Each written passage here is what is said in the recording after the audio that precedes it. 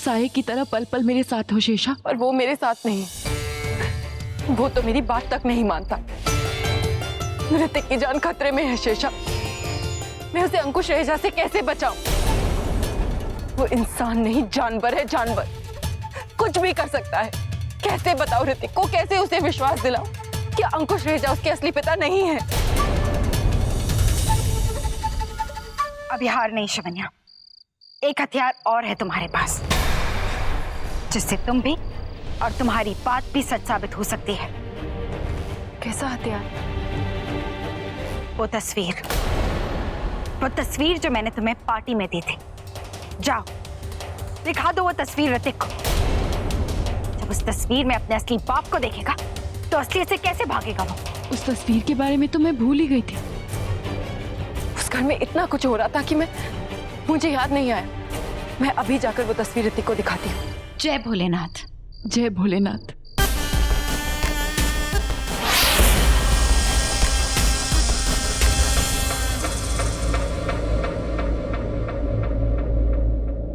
ऋतिक, अब तुम कभी नहीं कहोगे कि मैंने तुम्हें अंकुश रहेजा के बारे में जो कुछ भी बताया है वो सब गलत है। देखो, देखो इस तस्वीर को देखो। अंकुश रहेजा तुम्हारे असली पिता नहीं है।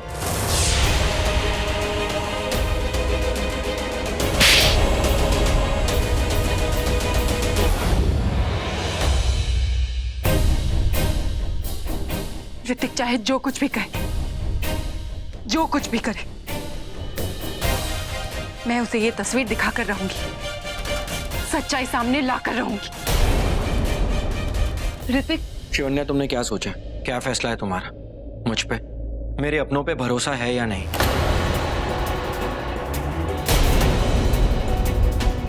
सवाल जब इस घर के लोगों का आता है तो तुम्हें जवाब देने में इतनी देर क्यों लगती है? शिवन्या, तुम्हारी नजरों ने मुझे जवाब दे दिया है, बट फिर भी तुम्हारी जुबान से सुनना चाहता हूं। तुम यहाँ रुकी हो, उसकी वजह विश्वास है या कुछ और? ऋतिक, मैं तुमसे ऋतिक मेरी कुछ समझ में नहीं आ रहा। यहाँ पर मैं हेयर ड्रायर ऑन करने गई तो ड्रायर ही जल गया। यहाँ के स्विच कहाँ से ऑन होते कहाँ से ऑफ? It's so complicated. इंसान तो इंसान, यहाँ की चीजें भी कॉम्प्लिकेटेड है। यहाँ पे इतना सब कुछ मुश्किल क्यों है? जो सीधा है वो उल्टा है और जो उल्टा है वो सीधा।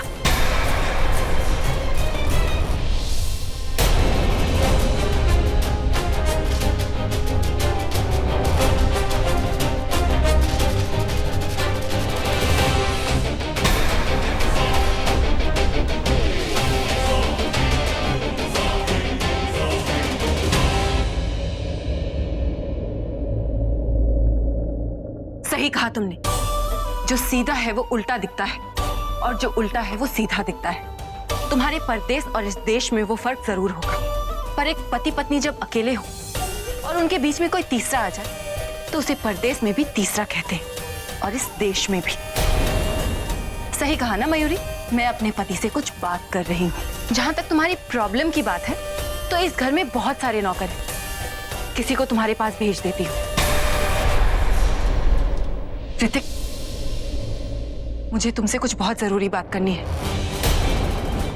पर किसी तीसरे के सामने नहीं कर सकती। चलो यहां से।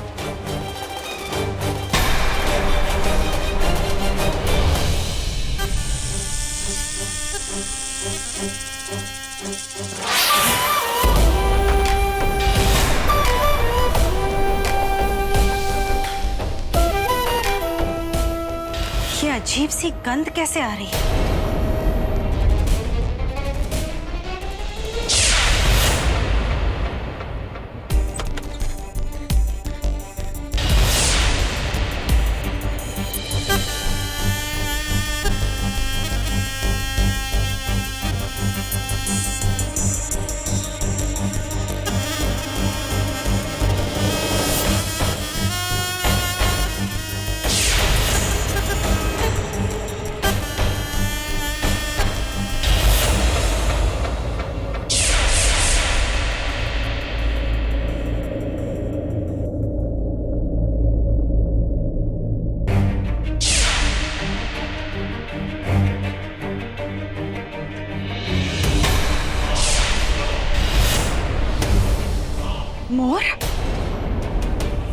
हमारा दुश्मन तो ये दुश्मन आया है, इसी ने शिवन्या पर गुप्त वार किया है और शिवन्या का वो हाल किया है।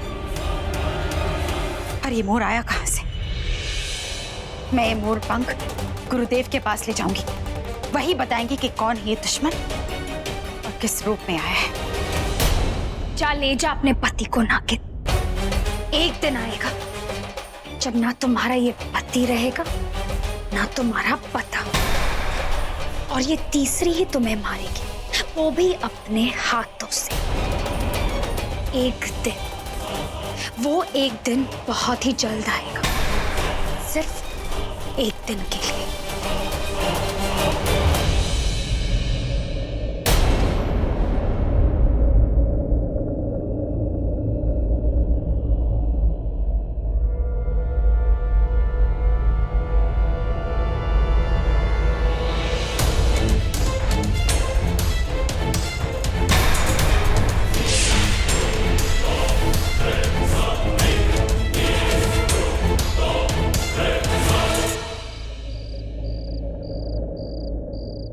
हाँ ऋतिक, मैंने यही रहने का फैसला किया है। मैं तुम पर विश्वास करती हूँ। एक दो बार उस विश्वास में दरार आ गई। माफ करना, न जाने कैसे मेरा विश्वास डगमगा गया। मेरी गलती। पर अब वो विश्वास कभी नहीं टूटेगा। इतना भरोसा करती हूँ मैं तुम पर। क्या तुम मुझ पर विश्वास करते हो? अपने आप से भी ज्यादा प्यार करता हूँ तुमसे। जानती हूँ जो कुछ भी हुआ उससे तुम्हें बहुत तकलीफ हुई, और मैंने जो कुछ भी किया तुम्हारे अच्छे के लिए किया। शिवन्या, मैं जानता हूँ कि तुम मेरा बुरा कभी नहीं चाहोगे। तुम्हें फिक्र है मेरी, और मैं ये भी जानता हूँ कि मैं डेढ़ हड्डी हूँ। इसका मतलब ये नहीं कि हवा में मुझे कोई उड़ा कर लेके जाएगा। हवाओं में भी साजिश होती है। तूफान आने से पहले दस्तक नहीं देता, और जाने के बाद मंजर बदल जाता है। पर अब मैं हवा में कुछ नहीं बोलूंगी। तुम्हें साबित करूंगी कि तुम्हारे पिता ही तुम्हारे दुश्मन हैं। फिर वही बात। तुम जानती हो विश्वास क्या होता है? अगर तुम मुझे कुछ कहो तो मैं पलट के जवाब ना दूं। अगर मैं कुछ कहूं तो तुम कोई सवाल ना करो। बिना सोचे ये मान लो कि वही सच है। वरना विश्वास जहां से शुरू होता है वहीं खत्म हो जाता है शिवन्या। जानती हूँ कि विश्वास में धोखा नहीं होता, पर एक मौका तो होता है। एक मौका, बस एक आखिरी मौका दे दो ऋतिक। मैं साबित कर दूंगी तुम्हारे पिता का असली चेहरा। वादा करो मुझसे कि जब तक मैं वापस लौटकर नहीं आती तुम यहीं रहोगे। मैं अभी वापस लौटकर आऊंगी सबूत के साथ। तुम यहीं रहोगे, वादा करो। ठीक है, अगर तुम जिद पे आ गई हो तो मैं यहीं खड़ा हूं। मैं जानता हूं तुम वापस नहीं आओगी, क्योंकि अगर मेरे डैड ने कोई गुनाह किया ही नहीं है, तुम सबूत कहां से लाओगी? मेरा इंतजार करना, मैं अभी आई।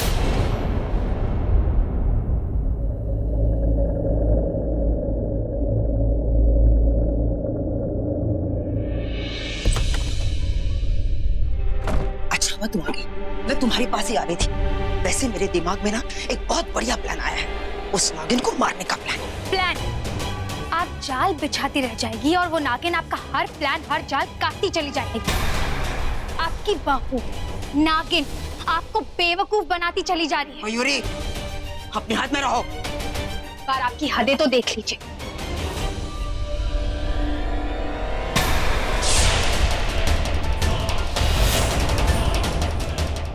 आपकी बहू ये फोटोग्राफ ऋतिक को दिखाने जा रही है, और दिखा देती ना तो क्या होता पता है?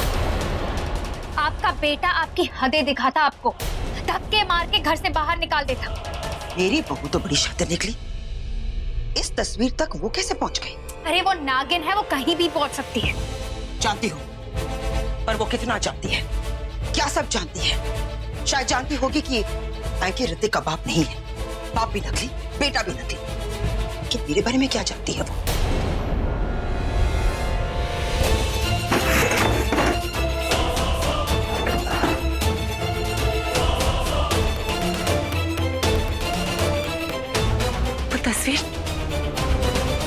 तस्वीर कहाँ गई? उस मोरनी को पकड़ना होगा। बस एक बार पता चल जाए वो कहाँ है, एक बार वो मेरे सामने आ जाए, मार दूंगी उसे, जान ले लूंगी उसकी। दुश्मन चाहे कितना भी ताकतवर क्यों ना हो। मैंने भी सालों की तपस्या की है, बरसों की साधना करके शक्ति पाई है कि मैं उसे मार दूं। अगर वो मोरनी है तो मैं भी नागिन, डस लूंगी उसे मैं। बस एक बार वो मेरे सामने आए तो। उसे सामने लाने का एक रास्ता है मेरे पास। बरसात होगी। अगर मोरनी बरसात में सामने आएगी तो मैं तूफानी हवाएं लाऊंगी, बारिश बरसाऊंगी, बिजली कड़काऊंगी और आज रात उस मोरनी का चेहरा सबके सामने लाऊंगी।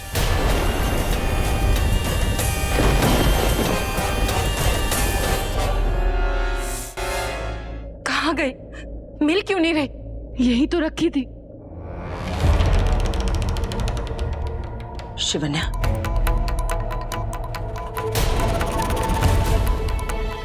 कहीं तुम इसे तो नहीं ढूंढ रही हो ना? इसे ढूंढ रही थी। आज इस तस्वीर ने पुराने जख्मों का दर्द फिर से याद दिला दिया। अब शिवन्या, ये तस्वीर तुम्हें कहाँ मिली? माँ, वो हवेली में। हवेली? तुम हवेली कब गई थी? हम सब गए थे ना पूजा के लिए। उस वक्त वहां मुझे एक किताब मिली, उसी के अंदर ये तस्वीर थी। पर जब आज मैंने उस किताब में ढूंढा तो मुझे ये तस्वीर नहीं मिली।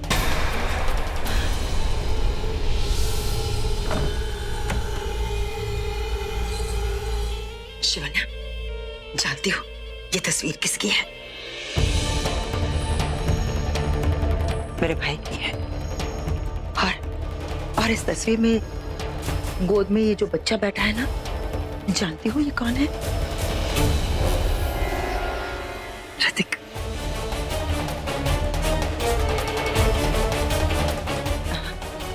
सही सोचा तुमने।